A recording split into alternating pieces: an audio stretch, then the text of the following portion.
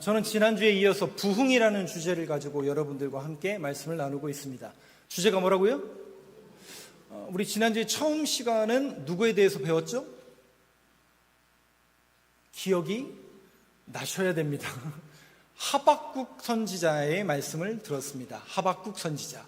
그 하박국의 이름이 뭐냐? 끌어안다라는 뜻이라고 말씀드렸습니다. 보통 선지자들은 뭐 하는 사람들이냐? 하나님의 말씀을 받아서 하나님의 말씀을 전하는 사람들인데, 이 하박국 선지자는 놀랍게도 반대. 이스라엘 백성들의 모든 고통과 아픔을 끌어안고 하나님 앞에 되물었던, 하나님 앞에 따지고 물었던 사람이 하박국 선지자였습니다.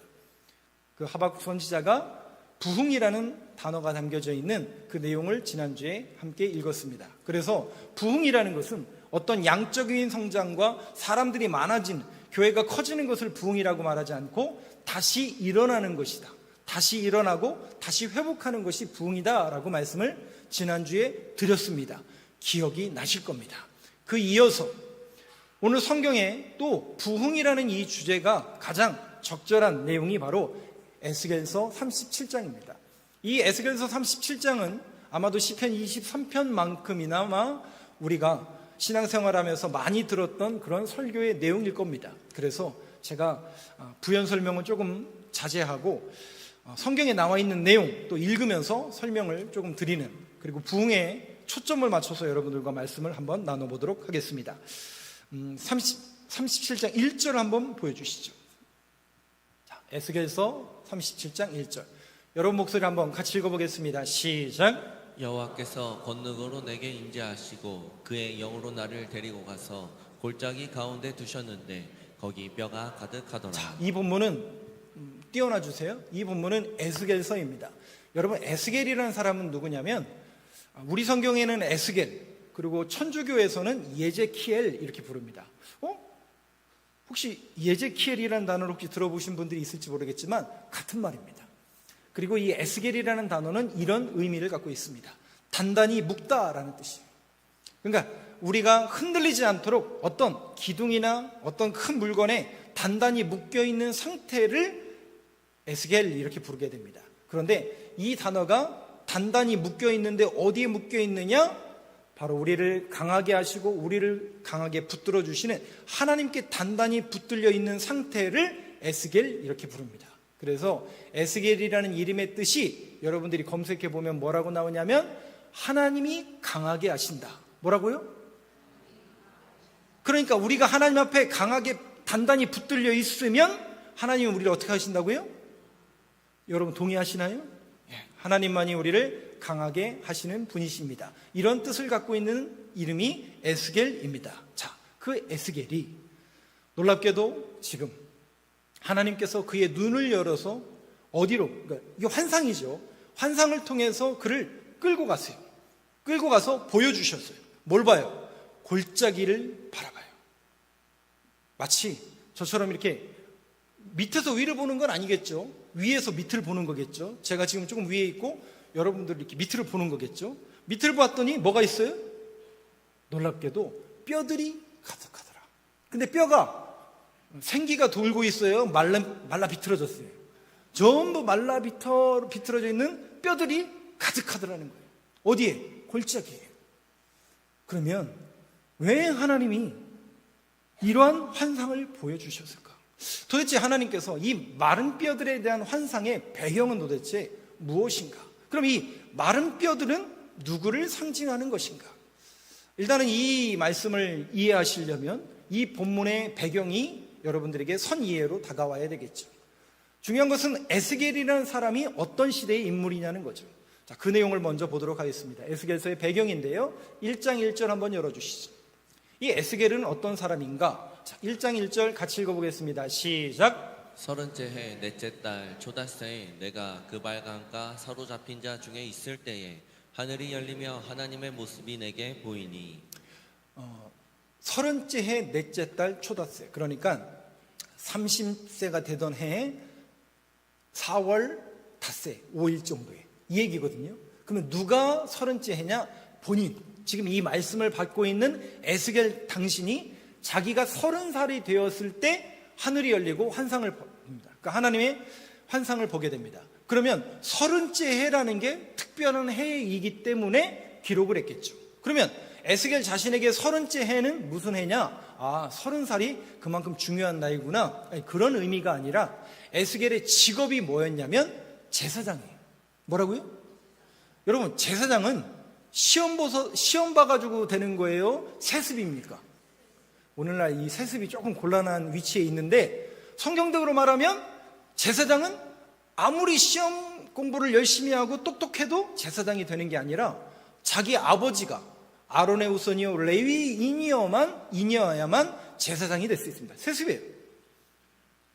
그래서 그렇다면 에스겔은 그의 조상이 누구라는 얘기예요? 제사장 계열이에요. 그러니까 자연스럽게 에스겔로 태어나는 순간 뭐가 될 사람이냐면 제사장이 될 운명이 있었던 거예요. 그런데 이 30째가 왜 중요하냐면 제사장은 아무나 제사장이 되는 게 아니라 세습으로 제사장이 되는데 나이가 몇이냐? 30살부터 비로소 성전에서 제사장으로 역할을 할 수가 있는 거예요. 그러면 이 30째 해면 이제 에스겔은 뭐 할 차이가 된 거예요? 자기가 제사장으로서 이제 성전에서 일할 나이가 됐는데 문제는 뭐냐? 성전에 지금 그가 있는 게 아니라 어디 있다고요? 그발강가 사로잡힌 자 중에 있는 거예요. 그러니까 자기는 원래 태어나기를 제사장으로 태어났는데, 그리고 제사장으로 태어나서 30살 되기 전까지 제사장으로서 무엇을 하고 하나님의 말씀을 어떻고 율법은 어떻고 성전에서 어떻게 예배하고 인도는 어떻게 하고 찬양은 어떻게 하고 이런 일체의 것들을 30살 되기 전까지 공부해서 30살이 되면 제사장이 될 줄 알았는데, 그 성전에서 하나님의 일을 하는 제사장이 될 줄 알았는데 아뿔싸, 이 에스겔은 현재 어디에 있냐면 포로로 끌려와서 바벨론이라는 나라의 그발강가, 여기는 우리가 보통 아는 그런 강이 아니라 사람이 인공적으로 파는 그런 강을 말해요. 보통 운하라고 하죠. 왜냐하면 바벨론이라는 큰 나라와 도시를 이루기 위해서 물이 많이 필요한 거죠. 그래서 원래 천연적인 강이 있었겠지만 도시가 커지고 사람들이 늘어나다 보니까 물이 필요해서 큰 강에 있는 물을 끌어다 쓰는 관계수로 운하를 파는, 그러면 여러분, 그 노역은 바벨론 사람들이 할까요? 포로로 끌려온 사람들이 할까요? 그래서 지금 포로로 끌려온 에스겔 그리고 유대인들은 지금 전부 그발강가 아래에서 노역의 현장에 빠져져 있는 거예요. 성전에서 하나님을 예배할 줄 알았는데 자기는 지금 노역의 현장에 포로로 끌려와 있는 거예요. 그렇다면 이 당시 이들의 상황은 어땠는가? 그 모습을 성경은, 또 시편 기자는 이렇게 노래하고 있습니다. 이때 지은 시예요. 시편 137편 1절과 2절을 저하고 교독해 보겠습니다. 우리가 이제 노래 가사로 아는 분들도 있는 그 노래인데, 대중가요 중에도 이런 노래가 있어요. 팝송 중에. 근데 그 가사 시편 말씀입니다. 1절과 2절을 교독하겠습니다. 우리가 바벨론의 여러 강변 거기에 앉아서 시온을 기억하며 울었도다. 그 중에 버드나무에 우리가 우리의 수금을 걸었나니. 자, 잠깐만요. 이 내용이 바로 바벨론 포로로 끌려와 있는 거예요. 나라가 멸망해서 포로로 끌려와 있는 그 노역의 현장에 앉아 있는 거예요. 바벨론은 남유다를 3번에 걸쳐서 침공합니다. BC 605년에 1차 침공을 통해서 여러분 아시는 다니엘과 세 친구가 포로로 끌려갑니다. 그리고 2차 침공이 BC 597년입니다. 그리고 그때 이 2차 침공 때 이 본문에 있는 에스겔이 끌려갑니다. 그러니까 똑똑한 사람들이 제일 먼저 끌려가는 거예요. 그리고 나서 586년에 나라가 멸망합니다. 그런데 아직은 586년이 안 왔어요. 그러니까 저 머나먼 고향은 아직 멸망한 상태가 아니에요. 근데 1차와 2차로 지금 포로로 끌려와 있어요. 1500km가 넘는 그 거리에 바벨론에 지금 끌려와 있는 거예요. 노역의 때 에스겔이 지금 처해 있고 많은 유대인들이 끌려와 있는 겁니다. 대부분 어디냐? 이런 노역의 현장에 끌려와 있는 거죠. 그러면서 누구를 기억하며 울었다고요? 고향을 그리워하면서, 성전을 그리워하면서, 예배를 그리워하며, 시온을 그리워하며 울었도다.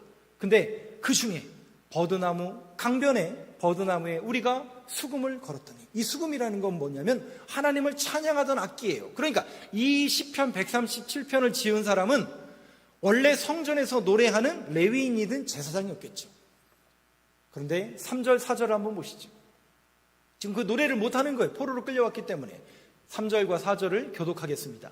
이는 우리를 사로잡은 자가 거기서 우리에게 노래를 청하며 우리를 황폐하게 한 자가 기쁨을 청하고 자기들을 위하여 시온의 노래 중 하나를 노래하라 함이로라. 우리가 이방 땅에서 어찌 여호와의 노래를 부를까? 3절 다시 보여주세요. 이게 무슨 얘기예요, 여러분? 지금 노예계 현장에 끌려왔는데 원래 이 사람들은 성전에서 노래해야 될 사람들인데, 야, 감독관들이죠, 바벨론에. 야, 너 옛날에 뭐 했냐? 저 성전에서 노래하던 사람인데요, 수금 연주하던 사람인데요. 야, 그러면 좀 분위기도 쎄한데 좀 심심한데 노래나 한번 해봐. 이렇게 된 거예요. 근데 이 시편 기자는 누구를 위해서 노래하던 사람이라고요? 대중가수가 아니에요. 사람들을 즐겁게 하는 그런 가수가 아니라 바로 하나님을 예배하고 하나님을 찬양하던 그런 수금을 연주하던 자인데, 어찌 내가 저 사람들의 즐거움을 위해서 노래할까? 그 얘기예요. 5절과 6절 한번 볼까요? 5절과 6절을 좌우 교독합니다. 예루살렘아, 내가 너를 잊을진데 내 오른손이 그의 제주를 잊을지로다. 내가 예루살렘을 기억하지 아니하거나 내가 가장 즐거워하는 것보다 더 즐거워하지 아니할진대 내 혀가 내 입천장에 붙을지로다. 노래를 하겠다는 얘기예요? 안 하겠다는 얘기예요? 안 하는 정도가 아니라 차라리 노래를 못하는 사람이었으면 좋겠다라고 울부짖는 겁니다. 애통하는 마음을 갖는 겁니다.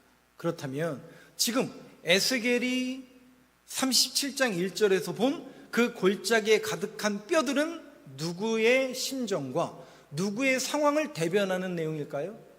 마치 마른 뼈와 같은 희망과 소망과 포로 가운데, 절망 가운데 있는 자신들의 백성들의 영적인 상태, 그리고 현재 상황이 지금 그렇다는 것을 보여주는 그런 모습이겠죠.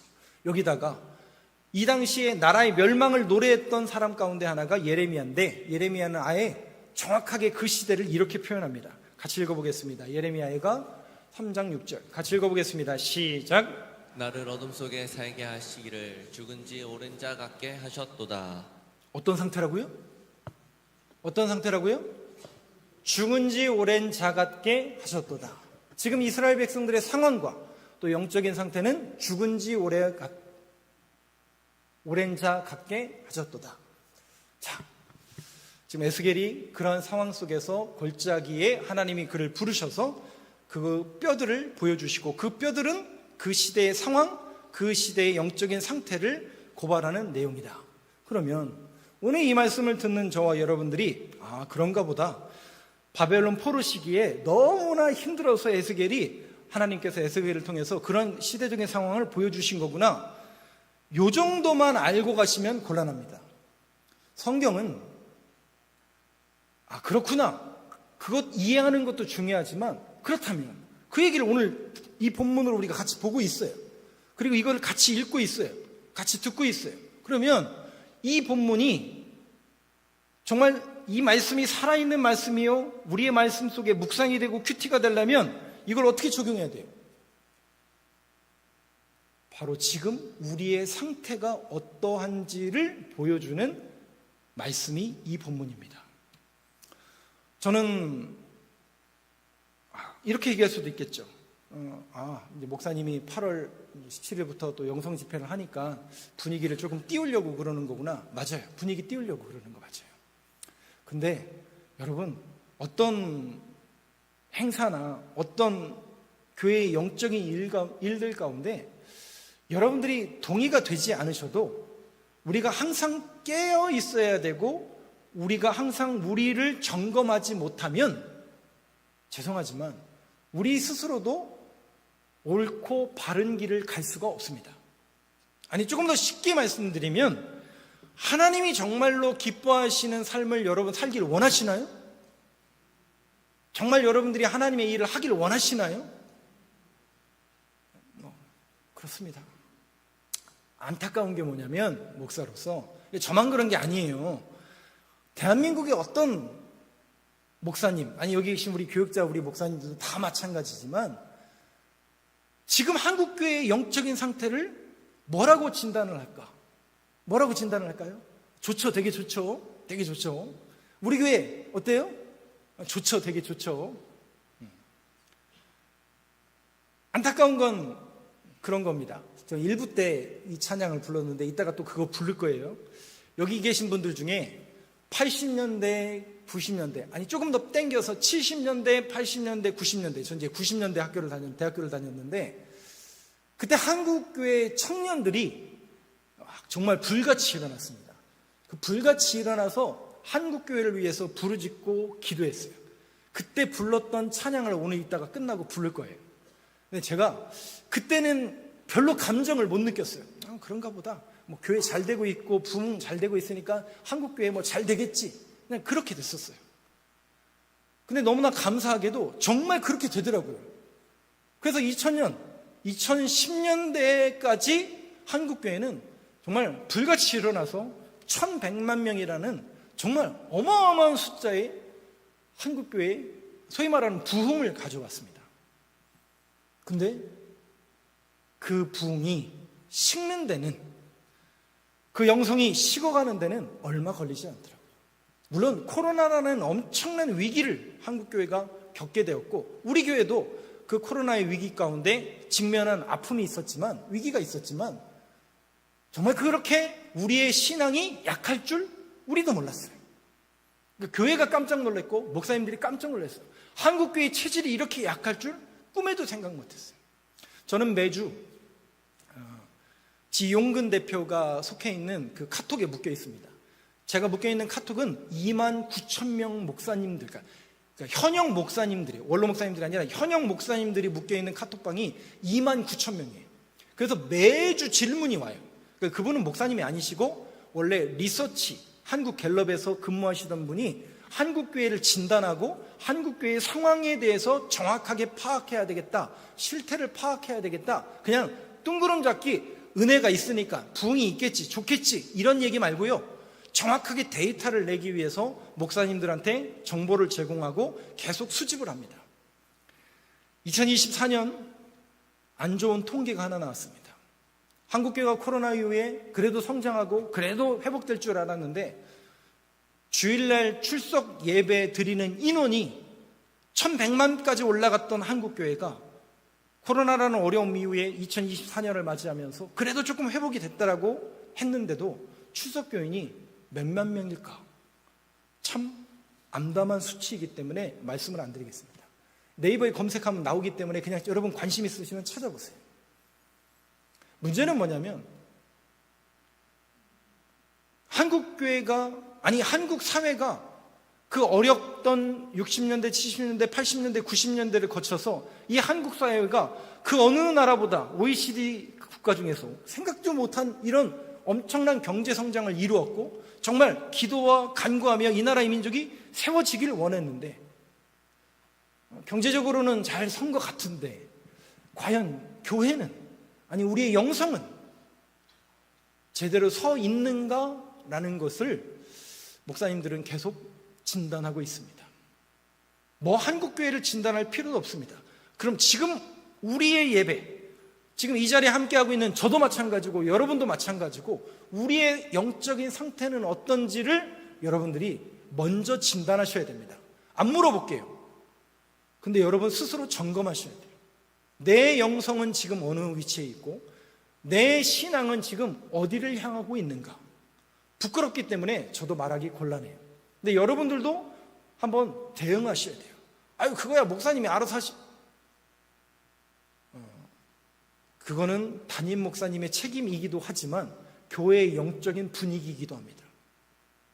오늘 우리 교회는 도대체 어떤 예배의 모습, 또 저와 여러분들이 어떤 신앙의 자세로 이 자리에 함께 하고 있는지를 여러분 스스로 점검해 보시기 바랍니다. 과연 내가 잃어버린 건 없었는가? 다시 말씀드려요.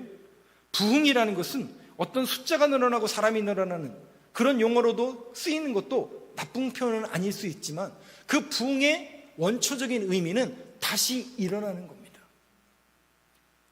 내가 잃어버렸던 예배의 자리, 그렇게 사모했지만 내가 그렇게 좋아했던 그 찬양의 자리, 기도의 자리, 영성이 있는 자리, 말씀을 붙드는 모습들, 여러분 죄송하지만 성경 읽는 게 쉬워요, 어려워요? 성경도 안 읽는 분들이 너무 많아요. 죄송합니다. 뭐 제가 다 일일이 검사할 수는 없지만 성경도 모르고 말씀도 없고. 근데 더 문제는 이거더라고요. 관심도 없더라고요. 어떤 그냥 단순히 예배 자리를 채우기 위한 어떤 그런 수단으로만, 어떤 종교적인 열정으로만 내 모든 것들을 채우는 분들이 종종 있는데, 한번 곰곰이 생각해 보시죠. 그걸로 여러분 되어지지 않아요. 여러분, 죄송합니다만. 오늘 이 에스겔이, 하나님이 왜 에스겔을 데리고 그 마른 뼈들이 가득한 곳으로 가셨을까? 왜냐? 뼈만 가득하거든요. 뼈만 가득하거든요. 과연 내 신앙이, 우리 교회의 모습이, 아니 이 한국 교회의 모습이 마른 뼈와 같다면 그나마 나아요. 왜 그런 줄 아세요? 말씀을 통해서 회복이 될 거니까.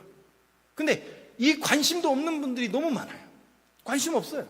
죄송합니다. 제가 뭐 이렇게 얘기해도 성경 안 읽은 분들은 계속 안 읽을 거잖아요. 안 볼 분들은 안 볼 거잖아요. 그런데 저는 한국교회 목사요, 또 한국교회 정말 하나님의 부흥이 임하길 원하는 그런 목사이고, 우리 교회를 이끌어가는 담임 목사로서 안타깝고 아쉬운 거죠. 정말 다시 한번 이 땅에 우리 교회 위에 정말 다시 일어날 수 있는, 그 영적으로 회복될 수 있는 그런 모멘텀, 그런 순간과 기회가 주어질 수만 있다면, 여러분 무슨 짓이라도 해야 되는 거 아니에요? 지금 이 상황 속에서. 또 한 가지, 그 지용근 대표가 말하는 한국교회의 모습 가운데 안타까운 건 뭐냐면, 교회가 너무 평안하대요. 아니, 한국 사회가 너무 평안하대요. 그래서 많은 분들이 평안하다, 평안하다. 우리가 이사야 선지자를 이제 성서 일과를 통해서 보고 있잖아요. 여러분 깜짝깜짝 놀랍니다. 성경을 보세요. 깜짝깜짝 놀래요. 평안하다, 평안하다. 근데 여러분 그때가 위기예요. 가장 큰 위기예요.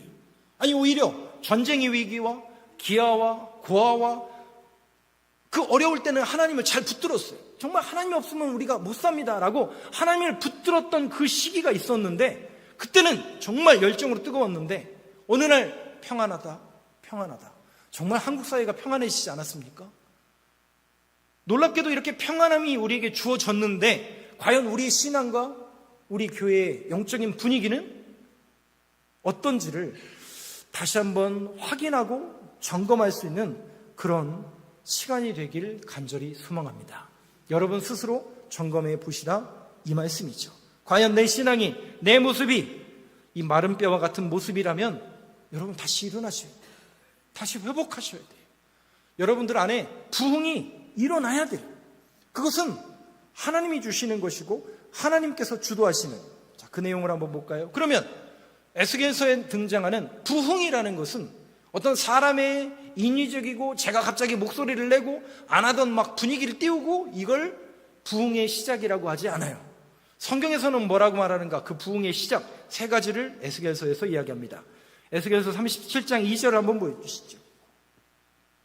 같이 읽겠습니다. 시작. 나를 그 뼈 사방으로 지나가게 하시기로 본즉 그 골짜기 지면의 뼈가 심이 많고 아주 말랐다. 아주 말라 비틀어져서 도저히 살아날 기색이 없는, 마치 이스라엘 백성들의 현재적인 상황, 그리고 그들의 영적인 상황도, 뭐 예수 믿어서 뭐 좋은 게 있냐, 어차피 돈 의지하고 나라가 부국 강변하면 되는 거지, 이렇게 생각하는 사람들이 오늘날도 너무 많다는 거예요. 근데 하나님이 보실 때는 어떠냐? 마른 뼈예요. 그냥 마른 뼈예요. 그런데 3절 말씀을 한번 보시죠. 같이 읽겠습니다. 시작. 그가 내게 이르시되 인자야 이 뼈들이 능히 살 수 있겠느냐 하시기로 내가 대답하되 주 여호와여 주께서 아시나이다. 이 질문은 바로 그리고 여러분들을 향한 하나님의 질문이기도 합니다. 하나님이 이렇게 질문하시죠. 인자야 이 뼈들이 능히 살 수 있겠느냐? 이 질문은 저와 여러분들을 향한 질문입니다. 하나님이 질문하시는 거죠. 여러분, 이 마른 뼈들이 능히 살아날 수 있겠습니까? 뭐라고 대답하실 거예요? 주 여호와여 주께서. 아멘 하시면 안 돼요. 이때는 이거는 아멘이 아니라 정답은 뭐냐? 다시요. 인자야 이 뼈들이 능히 살아날 수 있겠습니까? 주 여호와여 주께서 아시나이다. 성경에 나와 있잖아요. 답이 뭐라고요? 정확하게 한번 해봅시다. 우리 하나님이 저와 여러분들에게 질문한다고 생각하시고 여러분들이 한번 대답해 보시죠. 사랑하는 성도 여러분, 이 마른 뼈들이 능히 살아날 수 있겠습니까? 주 여호와여 주께서 아시나이다. 그거예요, 그거. 부흥의 시작과 단초는 항상 내가 아니에요. 내 열정, 내 열심이 아니라 하나님이 하시면 되는 거예요. 하나님이 일하시면 되고 하나님께서 아시나이다. 에스겔이 그 얘기를 하는 거예요. 우리가 비록 포로로 끌려왔고 지금 우리의 형편과 우리의 상황, 본인도 절망했잖아요. 야, 30살이 되어서 성전에서 제사장으로 사역할 줄 알았는데 내 꼬라지가 뭐냐, 내 형편 이게 뭐냐. 근데 그때 하나님이 이 환상을 보여주시면서 에스겔아, 다시 일어나라, 다시 말씀을 붙들어라, 다시 부흥해라. 그제서야 에스겔이 그걸 보고 깨닫는 거예요. 아, 내가 마른 뼈였구나. 내가 영성적으로, 영적으로 깨어있지 못했구나. 내가 기도하지 못했고 내가 내려놨던 저 사람들과 똑같이 망했다, 망했다. 세상 사람들과 똑같이 말하던 내 모습이 마치 이사야처럼 내 일이 부정한 일이었구나. 그 고백을 지금 하는 거예요. 하나님이 하시면 되십니다. 두 번째 한번 볼까요? 4절 같이 읽어보겠습니다. 시작. 또 내게 이르시되 너는 이 모든 뼈에게 태어나여 이르기를 너희 마른 뼈들아 여호와의 말씀을 들을지어다. 저는 이 말씀을 읽을 때마다 좀 웃음이 나와요. 아니 여러분 생각해 보세요. 뼈들이 가득한데 그 뼈들한테 여호와의 말씀을 들을지어다, 이 말하는 게 말이 된다고 생각하세요? 이게 말이 된다고 생각하세요? 말이 됩니다. 왜냐? 하나님이 하시면 되거든요. 세상 사람들 볼 때는 말도 안 되는 일이죠. 마른 뼈들에게 아무리 백날 외쳐봐야 그들이 일어나겠어요? 근데 그렇게 된다는 거예요. 그래서 제가 이 말씀에 용기를 가져요. 그래서 제가 어떻게 해서든지 여러분들한테 늘 말씀드리는 거예요. 이 단위에서 정말 두려운 마음을 갖고, 저만이 아닙니다. 우리 교육자들한테도 늘 얘기합니다. 하나님의 말씀을 대언하는 사람들은 두려운 마음을 가져야 돼요. 어떤 자기의 견해와 자기의 논리와 자기의 주장을 펼치는 자리가 아니에요. 이 자리는 하나님의 말씀을 대언하는 자리이기 때문에 그 말씀에 두려움을 갖고 대언하는 거예요.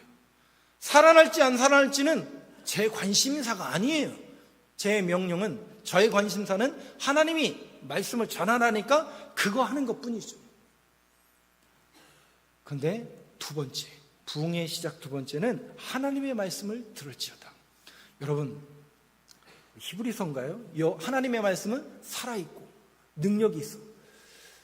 오순절 마가의 다락방에서 성령 강림 사건의 시작과 단초도 후련히 급하고 강한 바람 같은 뭐가 일어났다고요? 소리가 들렸다.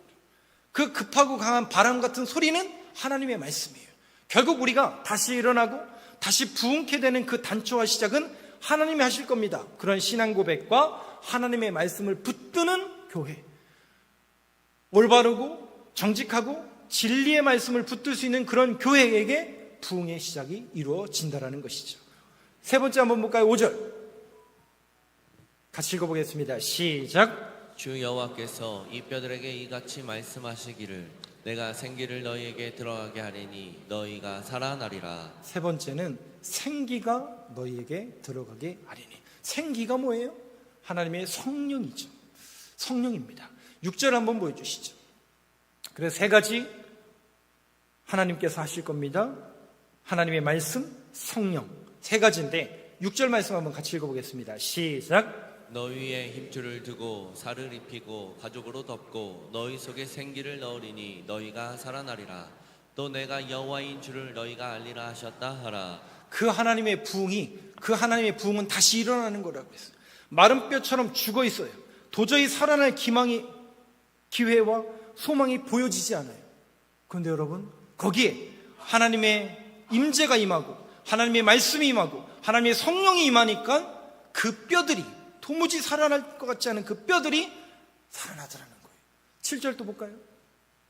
같이 읽어보겠습니다. 시작. 이에 내가 명령을 따라 태어나니 태어날 때 소리가 나고 움직이며 이 뼈 저 뼈가 들어맞아 뼈들이 서로 연결되더라. 놀라운 일들이죠. 도저히 소망이 없는 희망과 절망 속에서 일어나는 거예요. 하나님의 일이 보여지기 시작하는 거예요. 아, 이거구나. 여러분, 우리가 교회에서 어떤 하나님의 일을 감당하고 여러분들이 선교나 헌신하고 봉사하실 때 잘 보세요. 그게 여러분 딱딱 맞아 떨어지죠. 100원 헌금하면 100원대로 딱딱 맞아 떨어지게 일 되죠. 절대 그렇지 않습니다. 세상 사람들은 도무지 이해하지 못하는 일들이 교회 안에서 벌어지고 있습니다. 무슨 일이 벌어져요? 아니, 헌신 안 하던 사람이 갑자기 어느 날 와서 헌신하고 있는 거예요. 그리고 저분이 과연? 그런데 어느 날 와서 그분이 변화돼서 일하고 있는 거예요. 어제하고요, 그저께하고 날씨가 엄청 더웠어요. 여러분 아시죠? 밖에서 일하시는 분들은 더 잘 아실 텐데, 날씨가 엄청 더운데, 저희는 이 교회 건물 전체를 에어컨을 거의 다 틀었어요. 본당 빼고.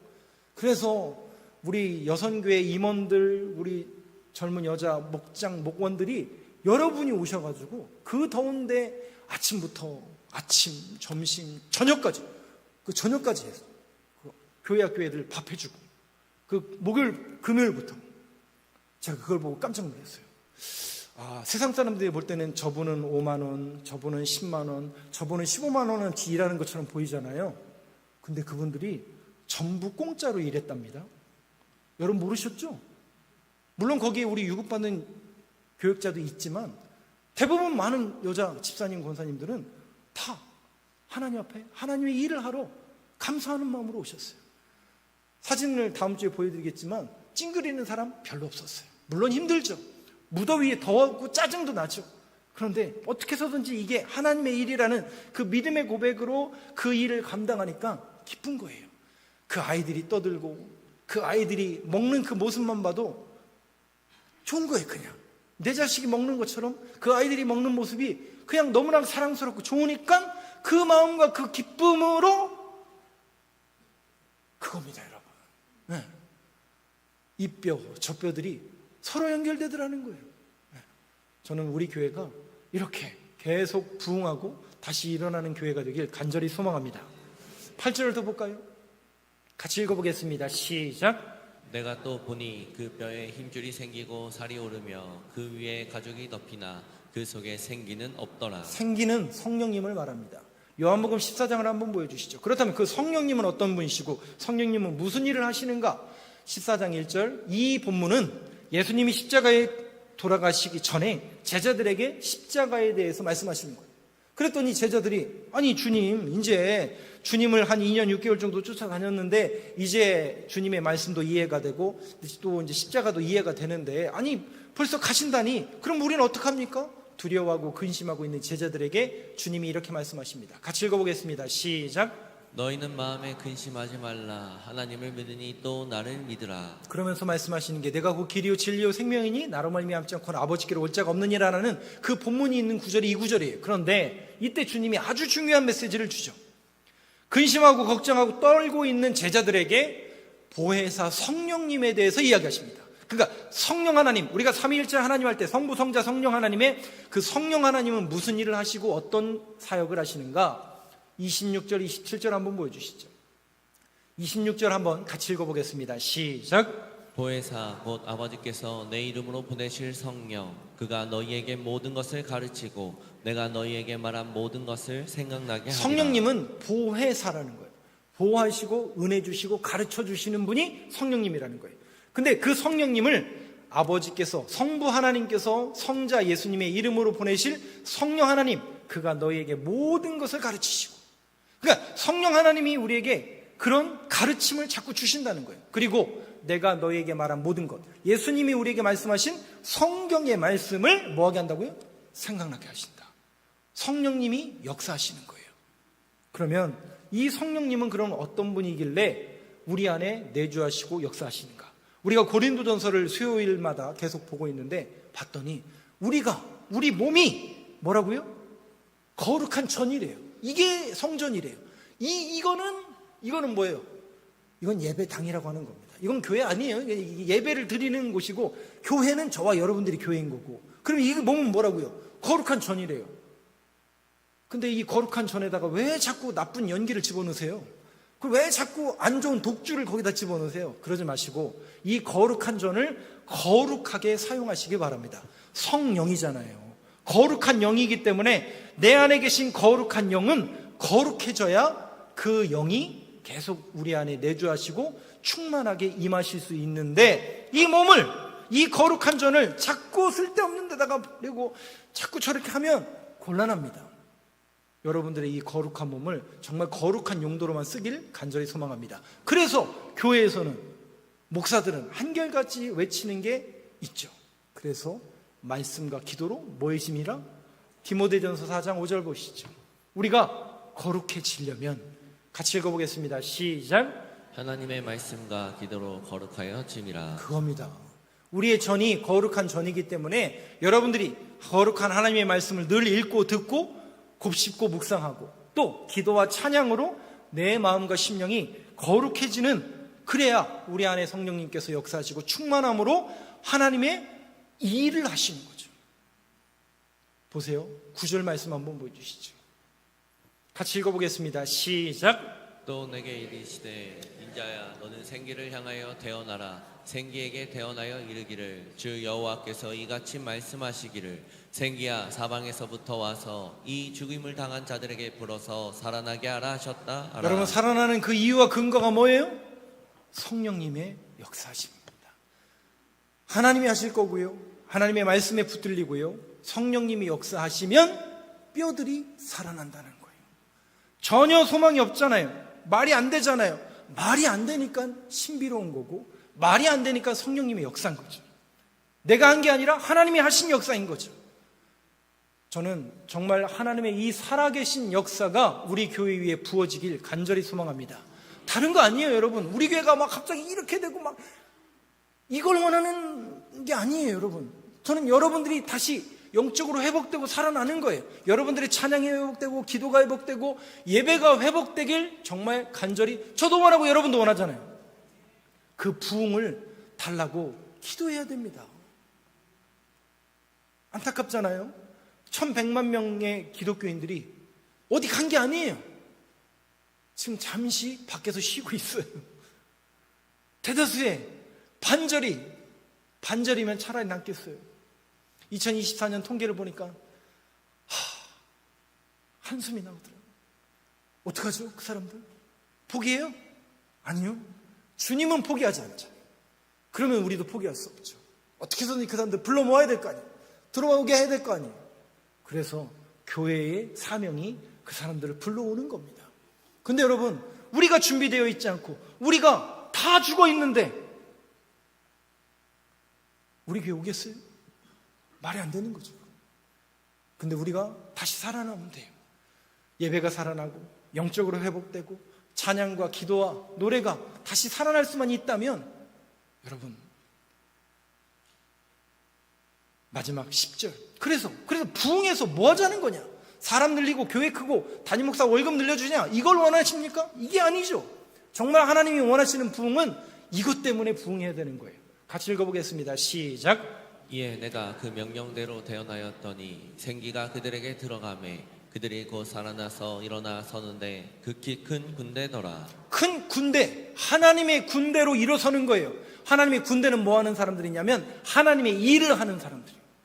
저는 우리 교회가 정말 부흥해서 여러분들의 심령이 다시 살아나고 기도가 회복되고 영성이 회복되고 부흥돼서 하나님의 군대요, 하나님의 제자로 하나님의 일을 하는 인생으로 거듭나길 간절히 소망합니다. 우리 교회가 그런 교회가 되어야 되고요, 그 일을 교회를 통해서 해야 되는 거예요. 그래서 그 교회와 그 군대를 마하나임, 하나님의 군대라고 불러주는 겁니다. 우리 교회가 그런 부흥의 역사 위에 쓰임받고 또 우리 교회가 하나님의 큰 군대로 일어서는 교회로 쓰임받는 교회의 인생이 되길 간절히 소망합니다.